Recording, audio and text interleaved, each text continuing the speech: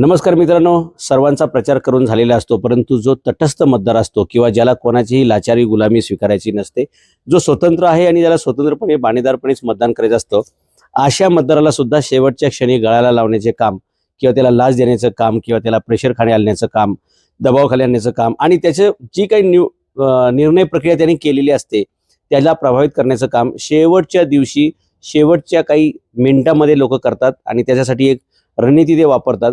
इलेक्शनचं जिथे polling centre असेल, मतदान केंद्र असेल, त्याच्या बाहेर 100 मीटरच्या परिघात काही लोक तर पार गेटच्या बाजूलाच आपलं स्वतःचं दुकान थाटून बसतात। मोठमोठ्या पक्षांकडे मोठमोठी रसद असते, पैसे असतात, मोबाईलमध्ये असतात, पाकिटात असतात, खिशात असतात, पिशवीत असतात, गाडीत असतात आणि मग आपलं मतदान नक्की कुठल्या यादीत आहे, कुठल्या प्रभागात आहे, कुठल्या क्रमांकावरती आहे हे शोधण्यासाठी त्या मतदाराला मदत करण्याच्या बहाण्याने ते बूथवरती बोलवतात आणि तिथूनच सगळी गेम पलटी होते। त्यामुळे आता या वर्षीपासून आत्तापासून तुम्हाला सुजाण मतदाराला कोणत्याही राजकीय पक्षाच्या दुकानावर, स्टॉलवर, त्या बूथ केंद्रावर जायची गरज नाही। सरकारने स्वतःचे बूथ ऑफिसर नेमलेले असतात, पण ते आतमध्ये नेमलेले असतात। मित्रांनो लक्षात घ्या, खरं तर तुम्ही घरातून बाहेर पडले की डायरेक्ट मतदान केंद्रात आतमध्ये जायचं असतं, त्या वाटेवरतीच मध्ये हे वाटमारी करायला उभे असतात, बसलेले असतात टोळकच्या टोळकं आणि ते तुम्हाला मदत धरतात। तुमचं हे शोधून देतो ते आणि तुमच्या हातामध्ये ते चिठ्ठी देतात, चिठ्ठीबरोबर त्या पक्षाचं सिम्बॉल, नाव, काही ठिकाणी पैसे, रेवड्या हे सगळं वाटप असतं। या सगळ्याला बळी न पडण्यासाठी स्वतंत्रपणे तुम्ही स्वतःचा अनुक्रमांक, प्रभाग क्रमांक हे सगळं घर बसल्या शोधू शकता। डायरेक्ट घरातून निघायचं आणि मतदान केंद्रात जायचं आणि आपलं मतदान द्यायचं। कोणाच्याही दबावाला बळी न पडता किंवा कोणाचाही उपकार न घेता आपल्याला हे करता येतं। तुम्ही आपला मोबाईल काढायचा, हा मोबाईल काढला की त्याच्यामध्ये प्ले स्टोअरला यायचं, गुगल प्ले स्टोअरला गेलं की वोटर हेल्पलाईन नावाचं एक ॲप येतं।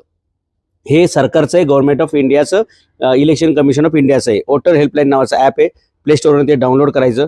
ते डाउनलोड केलं की तुम्हाला एक OTP येतो, तो OTP दिला की ते डाउनलोड होतं। डाउनलोड झालं की ह्या सगळ्या सर्व्हिसेस त्याच्यामध्ये येतं, ह्या सगळ्या सर्व्हिसेस येतात। वोटर हेल्पलाईन नावाचा ॲप आहे। त्याच्यानंतर इथे डाउनलोड इपिक नंबर नावाचं आहे, हे बघा, ही इलेक्शन कमिशनची वेबसाईट आहे। डाउनलोड इपिक नंबर म्हटलं की या इपिक नंबरमध्ये तुमचा इपिक नंबर टाकायचा असतो। Do you have your voter I D? Voter I D म्हणजे आपलं जे इलेक्शन कमिशननं कार्ड दिलेलं असते त्याच्यावरती इथे जिथे सिंह आहे किंवा आपला जो फोटो आहे त्या फोटोच्या वर एक नंबर असतो, TOK, ZDB, काही शॉर्टकट असतात, राज्यानुसार असतात, काही वर्षानुसार असतात, जे काय असेल ते इथे तुम्हाला एक फोटोच्या वर एक नंबर दिसतो।